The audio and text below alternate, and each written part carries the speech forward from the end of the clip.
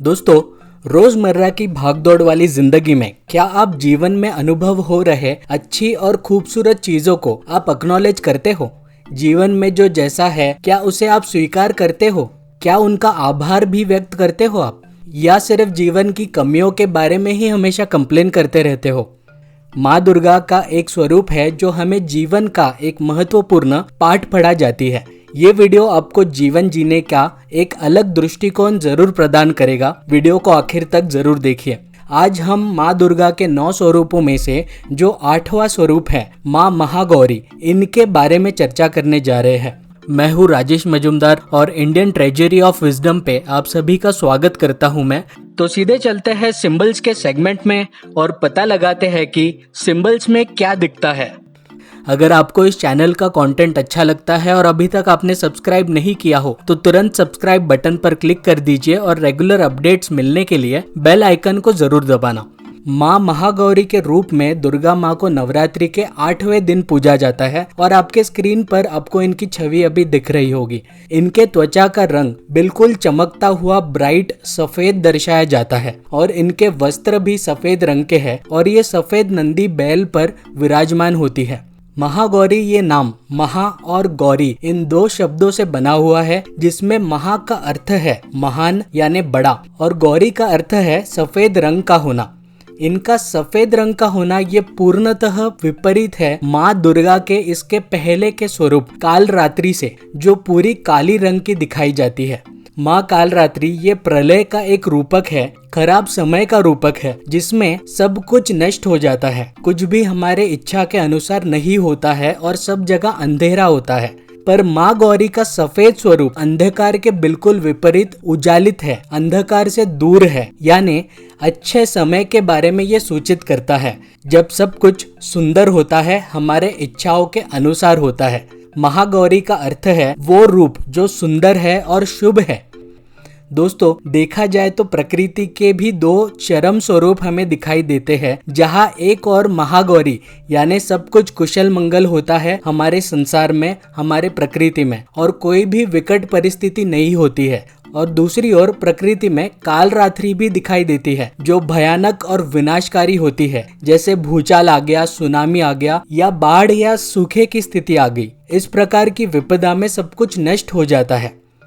दोस्तों, ये प्राकृतिक फैक्ट के साथ साथ माँ महागौरी वो स्वरूप है जो आपको सारी भौतिक चीजें भी प्रदान करती है अच्छे समय में। वो किसी प्राकृतिक विपदा के विपरीत एक दान करने वाली देवी है जो आपको सारे रिसोर्सेस प्रदान करती है, ठीक जैसे हमारी धरती माँ। और अच्छे समय में ये धरती माँ आपको ये सारे रिसोर्सेस इसीलिए प्रोवाइड करती है ताकि आप सुखी जीवन जी सको, अंदर से भीतर से संतुष्ट रह सको, अच्छे रह सको। महागौरी जीवन में अच्छी गति का भी प्रतीक है, जीवन में आगे बढ़ने का प्रतीक है।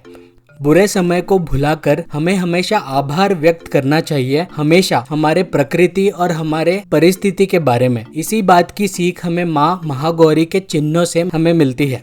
और इनसे जुड़ी एक कहानी भी है जो आपको बड़ी ही रोचक लगेगी और ये भी इसी बात की ओर संकेत करती है।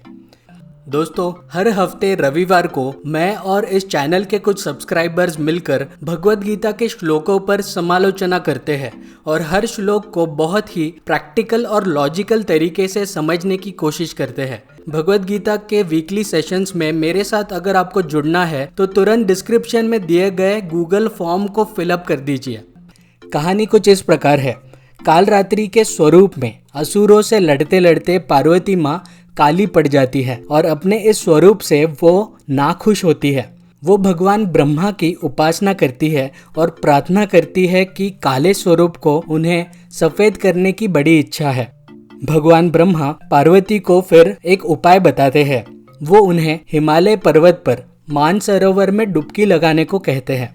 पार्वती माँ जब मानसरोवर में नहाती है तो वो अपने काले स्वरूप को पीछे छोड़ देती है और उनका एक प्रकार से पुनर्जन्म होता है महागौरी के रूप में, जहाँ वो पूर्णतः सफेद हो जाती है। दोस्तों, ये कहानी रूपक है इस बात का कि हम जब जीवन में बुरे समय का सामना कर रहे होते हैं और नकारात्मकता से जूझ रहे होते हैं, तब हमें आवश्यकता होती है खुद को उन विकट परिस्थिति से बाहर निकालने की, एक नई शुरुआत करने की। महागौरी का ये सफेद स्वरूप हमें ये सीख दे जाती है कि हमने जीवन में घट रहे बुरी स्थिति और नेगेटिविटी को पीछे छोड़ते हुए आगे बढ़ना चाहिए और माँ महागौरी की तरह खुद का पुनः निर्माण करना चाहिए और अच्छी परिस्थितियों का जी खोलकर स्वागत करना चाहिए। हम अक्सर हमारे जीवन में उल्टा करते हैं। हम हमारे पिछले जीवन को कोसते रहते हैं और एक नकारात्मक ऊर्जा के साथ हमेशा चीजों के बारे में कंप्लेन करते पाए जाते हैं।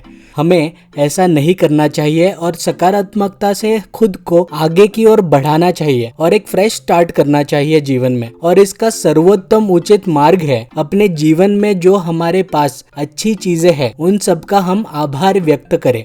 यही गहरी सीख महागौरी हमें प्रदान करती है।